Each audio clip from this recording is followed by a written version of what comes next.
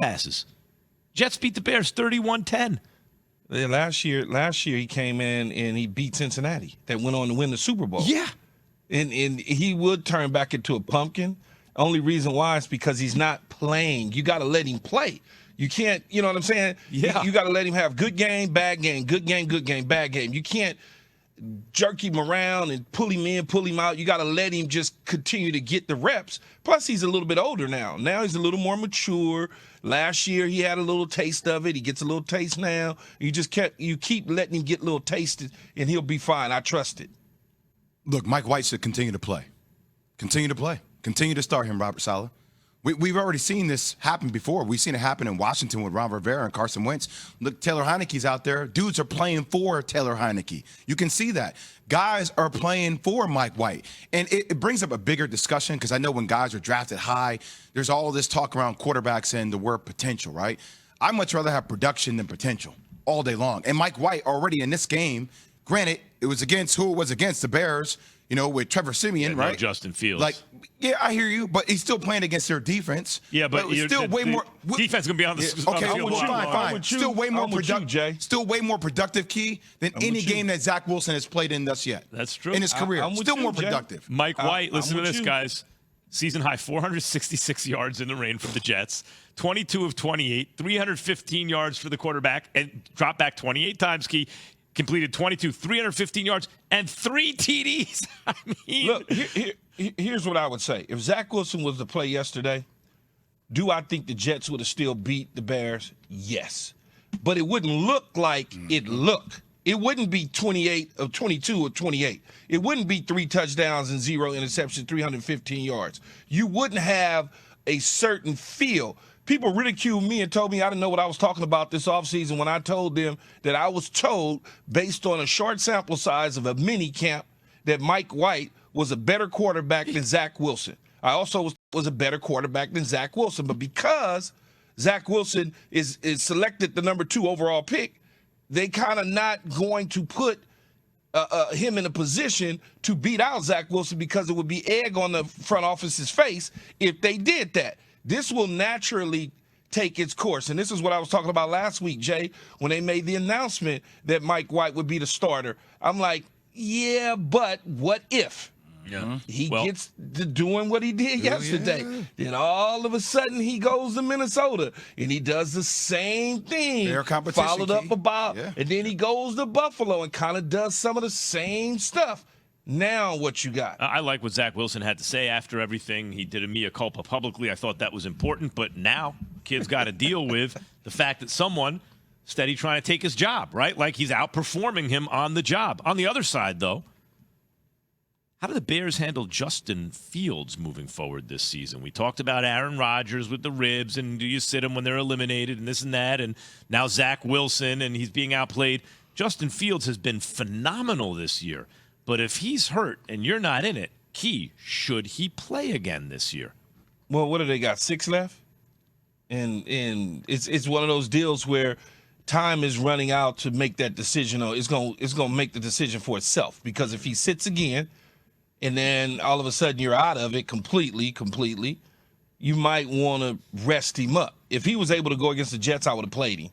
Now you keep going week to week. In this situation, he's not ready to play. You don't play him. You might as well just sit him down because he's really not. I mean, I love for him to get the reps, but the season's almost over with. Key, I would love for him to get the reps too, but just knowing Justin Fields and watching him since he played at OHIU, I wouldn't even be saying that right now if I was you, Jay. We'll get into that. It was horrible. You had such a good weekend. I'm so happy for you boys. No, I'm going to focus on the positive. I'm happy for your USC Trojans, Key. Congratulations. But what I will say about Justin Fields, knowing how competitive he is, knowing that they're going against the Packers and Aaron Rodgers still going to play that game, the Eagles, and then the Bills, even though I feel like he shouldn't play, it's hard for me to imagine Aaron Rodgers being as competitive. I mean, Justin Fields being as competitive as he is, that he won't play.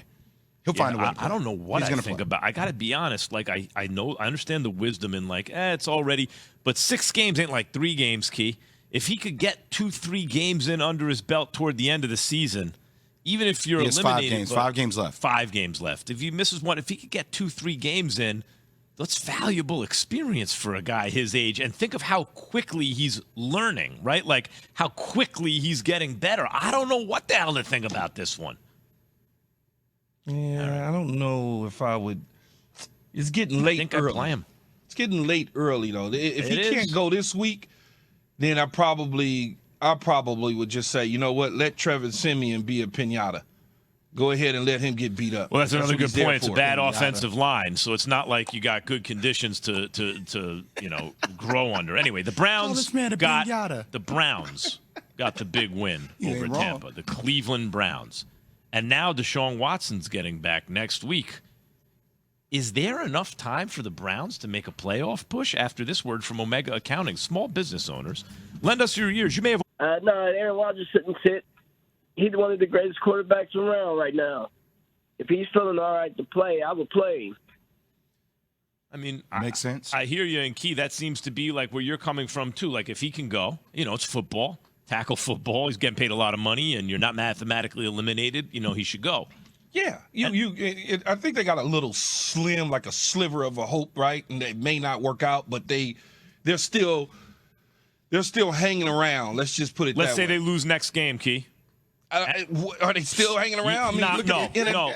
Let's say If at they're that out, point Jordan they're out. Love. If they're out of it mathematically, As soon as they're out of it, you got to play Jordan Love, right? Yeah. As soon as they're out of it, you might want to just take a look at Jordan Love. At least maybe Aaron Rodgers starts the game, play 2 quarters, pull him out, put in Jordan Love, start treating it like a preseason at that point. Remember when the Jets last year, when Zach Wilson gets hurt and Mike White comes in, he looks good, and everyone, oh, Mike White, and it's like, yeah, everyone calm down. It's like that's what happens when the backup. Touchdown, Tyreek Hill! Unbelievable! It's going to be a lot of people taking their words back on what they said about Tua. Where do we even start? This isn't as simple as the obvious numbers, like a league-leading passer rating of 118.4, or top 5 in touchdowns with 18, or top 5 in fewest interceptions with 3. I say it once and I'll say it again. I'd rather play with the most accurate quarterback in the NFL. Here's the really wild stuff. He isn't doing it with short throws. Tua is leading the league with 9.1 yards per pass attempt. And he isn't merely relying on his receivers to make yards after the catch either. Through week 11, Miami is 15th in the league for yards after catch. Topping that list, Mahomes' Chiefs with over 400 more yards after the catch, followed by Burrow's Bengals. But no one is questioning those QBs. Yes, that sound you hear is the total obliteration of every narrative that's existed since former Dolphins coach Brian Flores was busy benching Tua for Ryan Fitzpatrick during the 2020 season. Downfield, touchdown, Waddle! And Tua remains nearly perfect. As Tua blasts his way into the MVP conversation, his success is now undeniable not just on the surface, but well below it. He's killing it in every way. Against man coverage, first in the NFL with a quarterback rating of 91.1. Against zone coverage, first in the NFL at 78.5. And Tua's QBR when passing within 2.5 seconds of the snap, once again, first in the NFL with 8 TDs and 0 interceptions. So wherever you once stood on your opinion of Tagovailoa,